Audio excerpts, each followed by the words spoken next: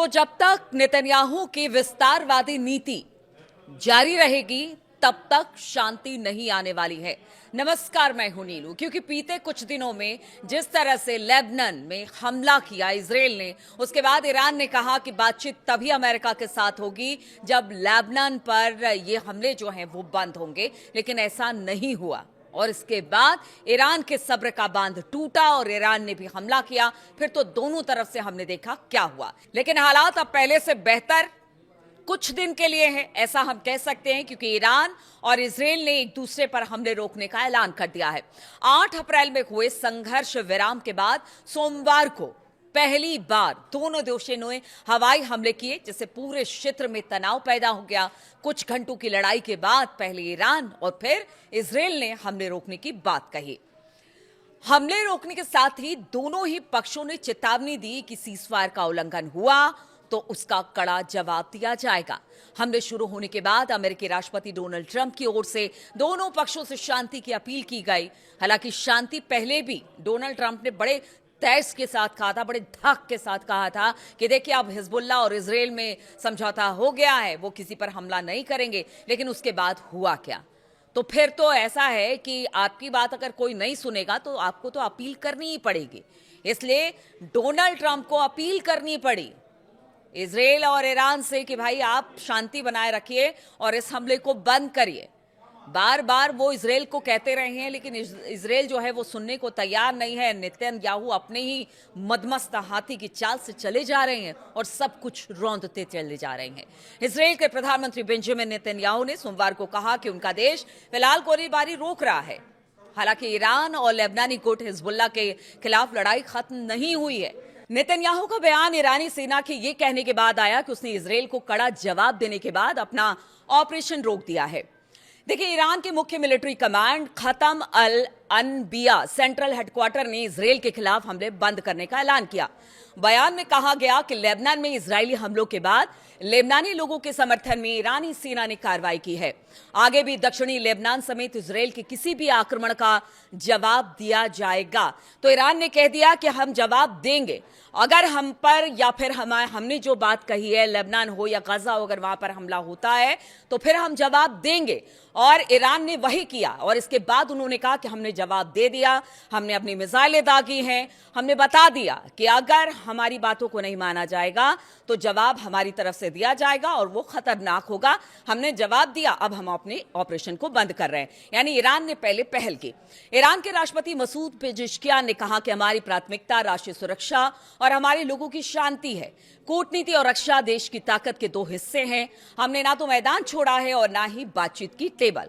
हम दोनों पर काम कर रहे हैं। खुदा ने चाहा तो एकता और समझदारी के साथ ईरान इस मुश्किल से जीतेगा। यानी वो कह रहे हैं कि देखिए, बातचीत हम नहीं छोड़ रहे, ना ही हम किसी बात से पीछे हट रहे हैं। लेकिन अगर इजराइल की मानसिकता यही है कि वो लगातार अपने विस्तारवादी नीति के साथ लेबनान में कब्जा करता जाएगा और गजा जैसा हाल लेबनान को बना देगा, तो ऐसा होने नहीं देंगे। रही बात बातचीत की, बातचीत हम जारी रखेंगे। ईरान के प्रधानमंत्री बेंजामिन नेतन्याहू ने सोमवार को देश के नाम संबोधन में ईरान पर हमले रोकने का ऐलान कर दिया और इसके साथ ही उन्होंने चेतावनी दी कि अगर ईरान हम पर फिर से हमले करने की गलती करेगा तो हम पूरी ताकत के साथ जवाब देंगे। उन्होंने हिजबुल्लाह और ईरान के खिलाफ कड़े रुख की बात को दोहराया है। यानी नेतन्याहू ने भी कहा कि देखिए, हम हमला करते रहेंगे, हिजबुल्लाह के खिलाफ तो करते रहेंगे जब तक उसको खत्म नहीं कर दे। यानी एक फ्रंट पर उसने ईरान पर हमले तो रोके हैं, लेकिन हिजबुल्लाह को तबाह करने की बात नेतन्याहू कभी उससे पीछे नहीं हटते। नेतन्याहू ने कहा कि हमने ईरान के खिलाफ एक ऐतिहासिक पूर्वव्यापी हमला किया था। हमने उनके परमाणु खतरे को नाकाम किया और खमेनी को खत्म कर दिया। ये पहले, यानी कि जो फरवरी में युद्ध शुरू हुआ था, उसकी बात नेतन्याहू करते दिखाई दिए। अगर हमने समय पर जबरदस्त ताकत से कार्रवाई नहीं की तो आज हम यहां नहीं होते। हमारा रुख साफ है कि ईरान के पास न्यूक्लियर हथियार नहीं होंगे तो नहीं होंगे। और जब तक इस बात को ईरान स्वीकार नहीं करता है, तब तक चाहे कुछ हो जाए, हिजबुल्लाह को भी हम खत्म करेंगे क्योंकि वो हमारे लिए संकट है। ईरान को भी न्यूक्लियर हथियार छोड़ने पर मजबूर करेंगे क्योंकि वो भी हमारे लिए संकट है। इधर अगर अमेरिकी राष्ट्रपति की बात की जाए तो अमेरिकी राष्ट्रपति डोनाल्ड ट्रंप ने तनाव के बीच ईरान से कहा कि वो इजराइल पर मिसाइलें दागना बंद करे और बातचीत की मेज पर लौटे। ट्रंप ने दावा किया कि ईरान की ओर से मिसाइलें दागने से पहले अमेरिका और ईरान समझौते के बहुत करीब पहुंच चुके थे। ये बात खुद डोनाल्ड ट्रंप भी मानते हैं कि ये जो युद्ध है जो इजराइल ने छेड़ा है, अगर वो इसी तरह से करता रहा तो शायद बातचीत डिरेल हो जाएगी। जो एक संकट पूरी दुनिया में बना हुआ है, उस संकट से निपटने का रास्ता नहीं मिलेगा। इसलिए उन्होंने ईरान से कहा कि देखिए, इस समय इस तरह से एक दूसरे पर हमला करना ठीक नहीं है और बातचीत के मंच पर बैठना ही मुफीद समय है। इस बीच ये सब हो गया, यानी एक दूसरे पर हमला इजराइल और ईरान ने कर दिया। यानी ईरान से जंग लड़ते लड़ते अमेरिका के राष्ट्रपति डोनाल्ड ट्रंप और इजरायली प्रधानमंत्री बेंजामिन नेतन्याहू खुद आपस में ही अब उलझते दिखाई दे रहे हैं, क्योंकि दो दिशा में जाते दिखाई दे रहे हैं। नेतन्याहू का कहना है कि जब तक उनकी समस्याएं हल नहीं हो जाएंगी, यानी समस्याओं को क्या बताते हैं, हिजबुल्लाह बताते हैं, परमाणु ठिकाने बताते हैं ईरान के, इन सबको बोलते हैं कि जब तक वो खत्म नहीं होगा उनका युद्ध खत्म नहीं होगा। और ट्रंप अब ये चाहते हैं कि अब यहां से कोई किसी बात पर, यानी किसी निष्कर्ष पर पहुंचा जाए, कोई एक बातचीत का रास्ता अख्तियार कर इस युद्ध को खत्म किया जाए। 60 दिन के सीजफायर के बाद ईरान और इजराइल की ओर से एक दूसरे पर हमले के बाद ट्रंप बेहद नाराज, और उन्होंने नेतन्याहू को यहां तक कह दिया कि अगर वो ईरान पर हमला करते रहेंगे तो अमेरिका साथ नहीं देगा। यानी जो अमेरिका हमेशा से उसके अच्छे बुरे फैसले में, यानी कि नेतन्याहू और इजराइल के साथ खड़ा रहा, वो अब ये कह रहा है कि अगर आप अपनी हरकतों से बाज नहीं आते हैं तो आपको अमेरिका अकेला छोड़ देगा और अकेले ही सब कुछ आपको करना होगा। डोनाल्ड ट्रंप ने सोमवार यानी कि 8 जून को खुद अमेरिकी मीडिया आउटलेट एक्सियोस को बताया कि उन्होंने बेंजामिन नेतन्याहू को चेतावनी दी थी कि अगर वो ईरान पर हमले जारी रखते हैं तो वो खुद को अलग थलग कर लेंगे।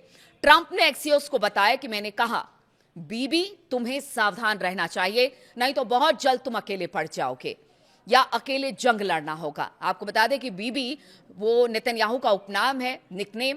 और ट्रंप ने यहां यह भी कहा कि इजराइल ने रविवार को ईरान पर हुए हमले के बारे में अमेरिका को बहुत देर से सूचना दी थी, जो अब रुक चुकी है। साथ ही नेतन्याहू ने संकेत दिया कि हमले फिर से शुरू हो सकते हैं।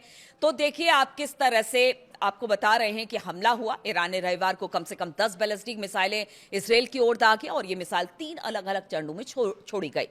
इजरायली सेना का कहना है कि सभी मिसाइलों को बीच में ही रोक दिया गया और इसके बाद इजराइल की ओर से जवाबी हमला किया, जिससे क्षेत्र में तनाव बढ़ा। लेकिन अब एक बार फिर से कुछ दिन के लिए तनाव रुक गया है। लेकिन इस बीच हम आपको बता दें कि तल्खी फिर से देखने को मिल रही है, तनाव फिर से देखने को मिल रहा है। और इधर अगर ट्रंप और नेतन्याहू की बात की जाए तो उनके बीच में भी दो फाड़ होता दिखाई दे रहा है। पीछे कुछ इंसिडेंट ऐसे आए जो कि साफ तौर से ट्रंप ने नेतन्याहू को चिताया कि देखो, अगर तुम अपनी हरकतों से बाज नहीं आओगे, बातचीत का रास्ता अख्तियार नहीं करोगे, तो फिर अमेरिका भी तुम्हारा साथ छोड़ देगा। अब देखना होगा आगे क्या होता है, किस तरह की स्थिति बनती है। क्या नेतन्याहू सीजफायर के बाद चुप बैठते हैं या फिर कोई बड़ा हमला करते हैं? और देखना यह भी होगा कि ईरान किस तरह से जवाब देगा, ट्रंप की भूमिका क्या होगी, क्या बातचीत का बहुत ज्यादा असर पड़ेगा इन सब बातों को लेकर। तमाम बातों पर मेरी नजर बनी रहेगी। आप बने रहिए हमारे साथ।